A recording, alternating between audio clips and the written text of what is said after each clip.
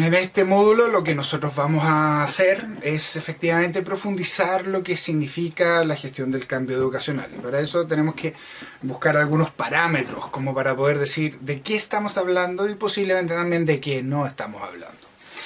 Lo primero es el mismo término, cambio. ¿Qué quiere decir el cambio? Nosotros vamos a encontrar en mucha literatura, mucha teoría, probablemente distintas definiciones del cambio. Por ejemplo, algunas definiciones que nos permiten parametrizar esto. Vamos a hablar del cambio como una innovación. Nosotros acá en este taller, en este módulo, vamos a hablar de que el cambio y la innovación son lo mismo, son sinónimos. No son lo mismo obviamente, pero son sinónimos. Cuando estamos hablando de innovación estamos hablando de una pequeña revolución dentro de una organización. En términos de una distinción organizacional, una innovación siempre es hacer algo que antes no se hacía. Tiene que ver con desarrollo de capacidades, tiene que ver con crear procesos que no estaban instalados. Y en ese sentido, el cambio siempre en nuestro taller tiene esa acepción positiva. Tiene esa acepción de la innovación, de buscar una mejora. No es cambiar las cosas por cambiar. Muchas veces vamos a encontrar críticos de la teoría del cambio diciendo, oye, pero uno cambia también cuando empeora. No es el caso, no estamos hablando de ese tipo de cambio. Quedémonos en el cambio como una lógica de innovación o de mejora, ¿sí? Ese sería otro sinónimo, aunque la mejora nosotros la conocemos desde otra teoría. Nosotros estamos buscando literatura sobre mejora escolar o mejora educacional. No nos vamos a encontrar con una teoría sobre los cambios educacionales, así como la conocemos acá, una teoría organizacional centrada en las personas, centrada en lo que acontece a nivel de una organización, sino que nos vamos a centrar en la accountability. Estamos pensando en cómo las escuelas mejoran sus CIMSE, mejoran sus indicadores.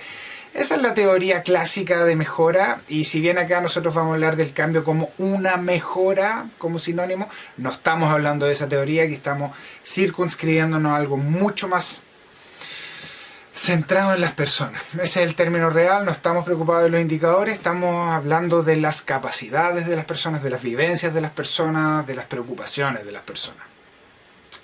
Y estamos bastante acostumbrados a que los cambios, nosotros podríamos decir cualquier cosa en la escuela es un cambio. El cambio de un horario de entrada o salida de los estudiantes. No estamos hablando de eso. Estamos hablando de un cambio curricular. No estamos hablando de eso. Estamos hablando de un cambio estructural, infraestructura, donde se paran los buses escolares. No, tampoco estamos hablando de eso.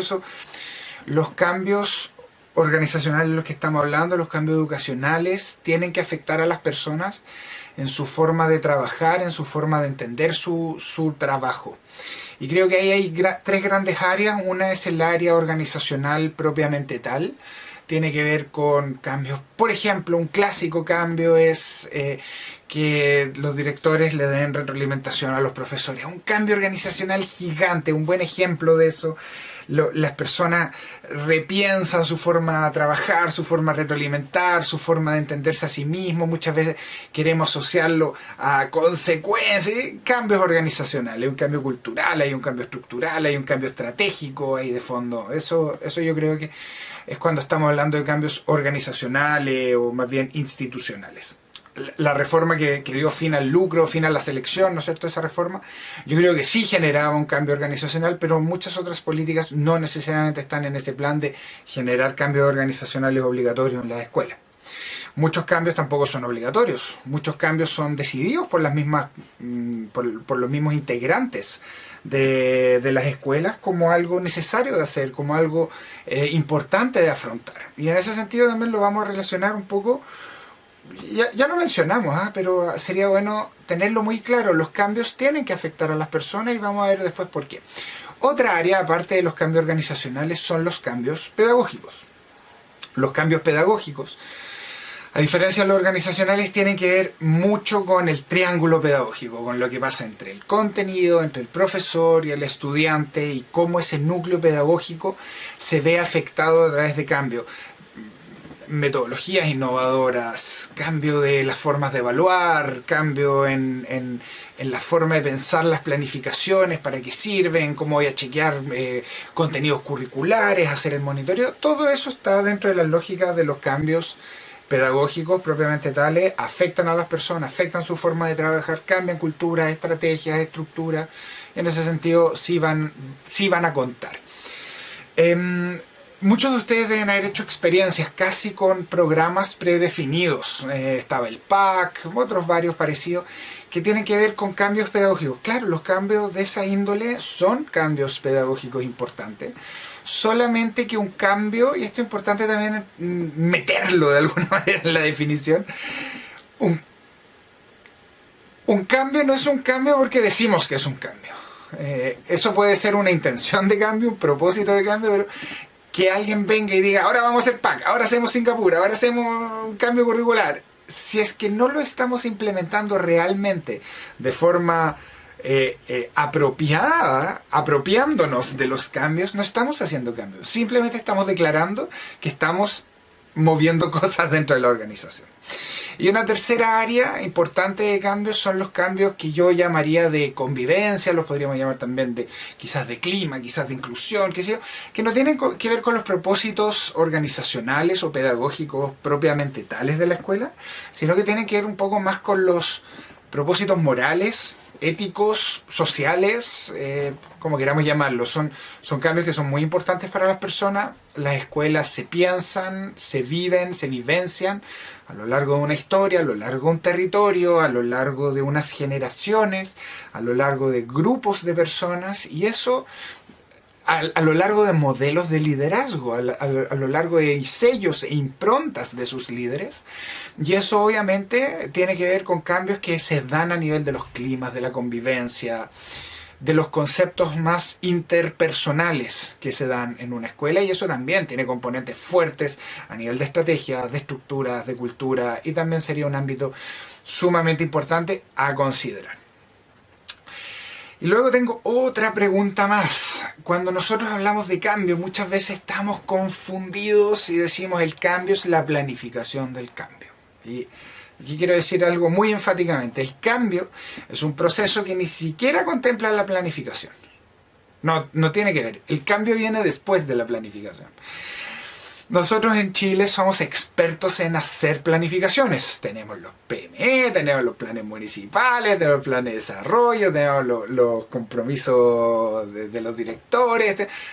Planes por todas partes. Y muy en la línea de lo que había dicho antes, porque nosotros declaremos que hacemos un cambio, no estamos embarcados en un proceso de cambio. El proceso de cambio va a empezar cuando yo entro a confrontar ese plan a la realidad, hace que el cambio recién empiece. Clausewitz, uno de los teóricos de las estrategias, dice ningún plan sobrevive al contacto con el enemigo. Bueno, él viene de teoría militar, pero la idea es la misma. Una vez que yo estoy embarcado en el cambio organizacional propiamente tal, ahí recién se ve si es que yo soy capaz de una implementación de cambio. Todo nuestro taller, todo nuestro módulo tiene que ver con el momento después de la planificación. Cuando nosotros decimos, ya, nosotros queremos llegar del punto A al punto D, eso está definido, nosotros tenemos que salir de una crisis, nosotros tenemos que irnos a formato online porque ahora hay COVID, nosotros tenemos que implementar las estrategias del ministerio, municipio, sostenedores, del directorio de una escuela privada, da igual, eso es lo que tenemos que implementar ahora, y a partir de ese momento recién empieza la implementación de cambio. Y en ese sentido, vuelvo a la idea, tiene que apropiarse por las personas, tiene que ver con las capacidades de las personas, tiene que ver con la innovación. Y en ese sentido vamos a dejar un poco de lado todo un mundo que tradicionalmente está muy ligado a lo que pensamos que es el cambio, que es una dimensión del cambio, pero es una dimensión técnica, llamémosla técnica. El cambio está compuesto por dos grandes hemisferios. Esos hemisferios los podemos entender como el texto y el subtexto. Yo creo que todos tienen unas nociones bastante formales, conceptualmente claras, de lo que serían los cambios a niveles del texto, a nivel de lo técnico, del contenido, de la propuesta, de la reforma, del objetivo estratégico y del indicador y del monitoreo y de la planificación. Y Nosotros tenemos en Chile un bagaje muy, muy fuerte. Si ustedes conocieran formación de directores en otros países, sobre todo en otros países como Latinoamérica, nosotros estamos muy avanzados, lo que es una fortaleza. Pero junto con generar una fortaleza, genera un punto ciego, genera un pequeño sesgo, donde nosotros pensamos que el cambio es solamente ese hemisferio técnico, textual. Y ahí nosotros encontramos declaraciones de contenidos, de plazos, de procesos. Nosotros estamos en una esfera muy profesional donde las declaraciones se tienen que cumplir, y hay responsables, y hay plazos, y hay indicadores. Yo creo que están entendiéndonos la idea. Y cuando nosotros estamos vivenciando el cambio en ese hemisferio, nosotros nos quedamos a nivel interpersonal solamente en una lógica muy diplomática, muy formal, muy lo que corresponde decir. La comunicación está estructurada, está encauzada, está muy ligada a los roles que tenemos, a las jerarquías que tenemos. Pero hay un hemisferio que es igual, si es que no más importante para el proceso de cambio. Y nosotros en nuestro taller lo que queremos es rescatar ese hemisferio oscuro, el lado oscuro de la luna del cambio educacional, que es el lado del subtexto. El subtexto siempre se entiende como la lectura contextual, social, interpersonal, relacional, ¿no? Vamos a tener más claridad, más iluminado la luna, el planeta completo de lo que son los hemisferios del cambio. Nosotros cuando conocemos las personas, nosotros sabemos que hay líderes informales, nosotros sabemos que hay ciertos valores culturalmente arraigados en nuestras historias, en nuestros territorios, en nuestra autopercepción como escuela. Nosotros vamos a encontrar que hay ciertas cosas que ciertos cambios nos van a resultar mucho más difíciles que otros, mientras que otros cambios probablemente nos resulten mucho más fáciles que otros. Y en ese sentido, el subtexto es un llamado constante a reentender el proceso muy técnico, muy iluminado, muy obvio, muy presente del cambio a nivel textual a un nivel subtextual. Y ahí nos topamos ya con el lado humano, con los patrones culturales, con las dinámicas culturales. En el lado humano nosotros tenemos las historias personales. Muchas veces un cambio no se facilita, no se logra, no se llega a implementar porque hay rencillas internas, hay posiciones de poder, hay amenazas, hay micropolítica. No contamos con ciertos apoyos de ciertas personas claves para que algo pase o no pase. Es lo más natural del mundo.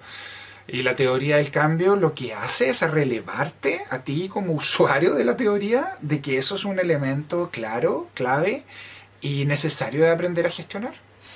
Y en ese sentido, simplemente es un llamado.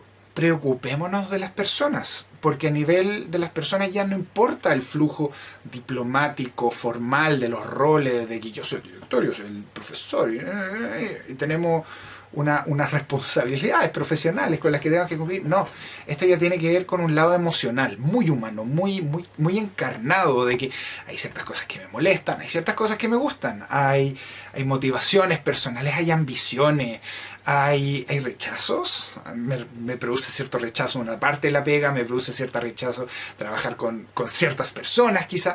Todo eso son dinámicas que son parte de los procesos de cambio, y cuando estamos en una teoría seria sobre el cambio educacional, nosotros nos metemos mucho en esos aspectos. Y bueno, también siempre hago una pequeña broma, que si está el texto, está el subtexto, también está el contexto que engloba todo eso y que a veces son partes influyentes o determinantes para el cambio. Claro, hay restricciones, parámetros que son políticos, que son legales, que son distribuciones de lo que se permite o no se permite. Hay restricciones éticas también, hay restricciones comunicacionales, informáticas. Los contextos son variados, son múltiples, y cada uno ahí conoce mejor que nadie su propio contexto. Y la última parte de la broma es que también hay un pretexto que hace que los cambios funcionen o no funcionen, normalmente que no funcionen, porque los cambios también nos hacen caer en muchas, vamos a llamarlo así, trampas mentales. Las trampas mentales para los cambios, voy a precisarlas un poco más en otro video, pero hay un par de trampas mentales que tienen que ver con que no estamos acostumbrados a entender la teoría del cambio educacional completa y por lo tanto cometemos ciertos errores. Tenemos algunas falacias incorporadas en nuestras teorías de acción más naturales, más cotidianas. La verdad es que los quiero invitar ya a que nos vayamos manos a la obra, meter las manos en la masa y empezar ya a jugar el juego para que nos vayamos con una impresión mucho más acabada y mucho más concreta. Los quiero ver ya en los tutoriales, los quiero ver actuando en la planilla, yo voy a poder estar viendo día a día cómo avanzan en sus juegos y nada, los dejo ahí con las siguientes partes de este módulo.